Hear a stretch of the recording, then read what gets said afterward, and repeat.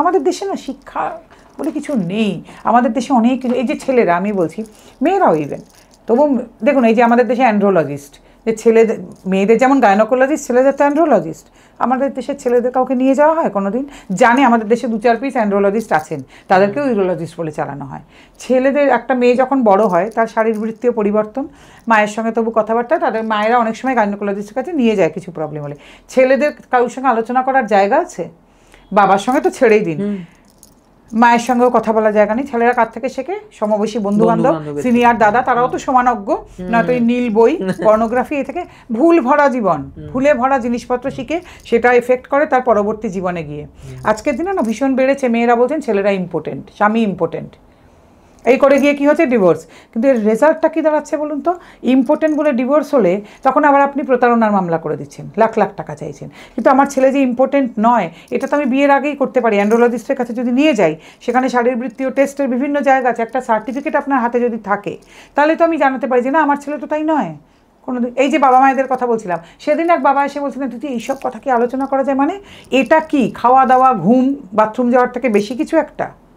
আমরা আননেসেসারি আমাদের সারা জীবন ধরে সেক্সকে এত বেশি গ্লোরিফাই করেছি আমাদের জীবনে, তাই জন্য আজকে এই সর্বনাশ। কিসে কি এমন একটা ব্যাপার?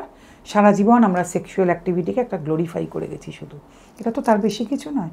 আমাদের দেশের কে বলুন, আপনারা জানেন যে reproductive right, reproductive health, sexual right, sexual হেলথের কী তফাৎ? And what are all this things? আপনারা কেউ জানেন? কোনো পড়াশোনা? What is reproductive health? It's really, really related physical, social, mental health of yourself. প্রত্যেকের, মেয়ের এবং ছেলের। আমরা কেউ পড়াশোনা করেছি কোনোদিন এই নিয়ে? সুপ্রিম কোর্ট বলে একটা স্বামী স্ত্রীর মধ্যে কনজুগাল লাইফ যদি না হয় তাহলে ডিভোর্স হতে পারে। তাহলে বুঝতে পারছেন তো যে কনজুগাল লাইফ মানে সেক্সুয়াল ব্যাপারগুলো কত ইম্পর্টেন্ট। আমরা কোনোদিন কথা বলেছি এই নিয়ে? না, আমরা এই কথা দরজা বন্ধ করে বলি। সেক্স আমাদের কাছে এত বড় ট্যাবু, অথচ এই ব্যাপারটাই পারফর্ম করার জন্য আমরা বিগ ফ্যাট ওয়েডিং করি। তখন আবার এটা পারফর্ম না হলে আমাদের কি গন্ডগোল হয়ে যায়, বাবা হলো না কোনো কিছু, তাহলে কি, তাহলে গন্ডগোল আছে দুজনের মধ্যে কোনো। এই হচ্ছে আমরা টোটাল হিপোক্রিট। আমরা কোনোদিন পড়াশোনা করেছি? আমরা কোনোদিন ছেলে মেয়েকে সুস্থ এগুলো শিখিয়েছি যেগুলো পড়াশোনা করে ভাই? Reproductive health, reproductive right, sexual health, sexual right, এগুলো মানুষের রাইটের মধ্যে পড়ে। আমরা কোনোদিন জানি? আজকে সব ছেলেরা আসছে দেখছি হাঁ করে মুখের দিকে তাকিয়ে আছে, বউ চলে যাচ্ছে ইম্পর্টেন্ট বলে, ওনার তার কোনো প্রতিবাদ নেই। তো এগুলো যে টেস্ট করাতে হয়, বাবা মা সেটাও করতে দেবে না, কি না সবাই জেনে যাবে, লজ্জা। মানে আপনার ছেলেকে ইম্পর্টেন্ট বলে চলে যাচ্ছে, আপনি চুপচাপ শুনে নেবেন? আমাদের দেশে যে মেয়েরা কত ফ্রিজিড, তার জন্য কত পুরুষ মানুষের জীবন নষ্ট হয়ে গেল সারাদিন, কেউ বলবে না। আপনি কোনো পুরুষের মুখে শুনেছেন তার স্ত্রী ফ্রিজিড? কেন মেয়েরা বিছানায় ফ্রিজিড হতে পারেন না? বলা যাবে না। আমাদের দেশের মেয়েরা তো দেবী বা ঈশ্বরী, এই কথা বলা যাবে নাকি? বহু মেয়ে হতেই পারে, এটা একটা রোগ। মেয়েটির হয়তো জীবনে ছোটোবেলা এমন ট্রমা ছিল, হয়তো কোনোভাবে অত্যাচারিত হয়েছেন মেয়েটি, হয়তো কত অসুখ হয়েছিল, চিকিৎসা করলে সেরে যেত। মেয়ের বাড়িতেও জানেই না মেয়ে সম্পর্কে, মেয়েটি নিজেই জানে না। ছেলেটিরও হতে পারে। আমাদের এখানে না বহু বছর আগে বলিউডে একটি সিনেমা এসেছিল, তখনকার সময়ের কত এগিয়ে থাকা সিনেমা, সম্বন্ধ বলে, অশোক কুমার, বিনোদ মেহরা, রতি অগ্নিহোত্রী। এই সেম টপিক নিয়ে কেউ দেখেছে নাকি সেসব জিনিস? হতেই পারে একটা ছেলেরও অসুখ হয়ে থাকতে পারে, ট্রমা থাকতে পারে, কোনো প্রবলেম হয়ে থাকতে পারে, তার জন্য হতেই পারে। কোনো চিকিৎসা করেছেন? কারণ আমরা তো জানেই না, ছেলে নিজেও জানে না।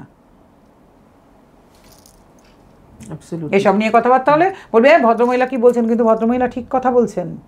আজকে ছেলেদের, তারপরে আজকে ছেলেদের স্ট্রেস, আজকে এই আইটিতে চাকরি, সারাদিন কাজ করছে, সারাদিন ফাস্ট ফুড খাচ্ছে, কোল্ড ড্রিঙ্ক খাচ্ছে, খেয়ে খেয়ে জীবনগুলো শেষ হয়ে যাচ্ছে। তো খেলাধুলার মধ্যে কোনো ব্যাপার নেই, সারাদিন মোবাইলের মধ্যে মুখ গুজে বসে আছে, কোনো ক্রিয়েটিভিটি নেই, কোনো কিচ্ছু নেই, তার থেকে আরও নষ্ট হয়ে যাচ্ছে তো জীবন। সব কিছুর সঙ্গে সব কিছু কিন্তু অঙ্গাঙ্গিভাবে জড়িত। কোনো মাথার কাজ নেই, কোনো কিচ্ছু নেই তো, চর্চা নেই তো, বুদ্ধিবৃত্তির চর্চা নেই, ওটাকে বুদ্ধিবৃত্তির চর্চা বলে না। বললাম তো, রাজনীতিতে আগ্রহ নেই, খেলাধুলায় আগ্রহ নেই, পারিপার্শ্বিক সমাজ পরিবেশ নিয়ে কোনো আগ্রহ নেই, পাশের বাড়ির মানুষটা মরে গেল কিনা তাই নিয়ে আগ্রহ নেই, কারোর জন্য কিছু করব তাতে আগ্রহ নেই। কতগুলো ফাস্ট ফুড, জাঙ্ক ফুড খাচ্ছি, কোল্ড ড্রিঙ্ক খাচ্ছি, আর ওই সারাদিন একটা জায়গায় বসে কতগুলো কাজ করে যাচ্ছি। বেঢপ চেহারা হয়ে যাচ্ছে সমস্ত অল্প বয়স থেকেই। আমার কথা ভাল লাগছে না শুনতে, কিন্তু আমি ঠিক কথা বলছি। বুদ্ধিবৃত্তির চর্চা নেই তো কারুর। আইকিউ, ইকিউ এসব কিন্তু অন্য জিনিস। ইমোশনাল কোশেন্ট আজকে দুনিয়ায় তাই নিয়েই পড়াশোনা হয় শুধু। তার মানে কিন্তু কতগুলো হাউ হাউ করে কান্নাকাটি, রাগারাগি ওগুলো নয়।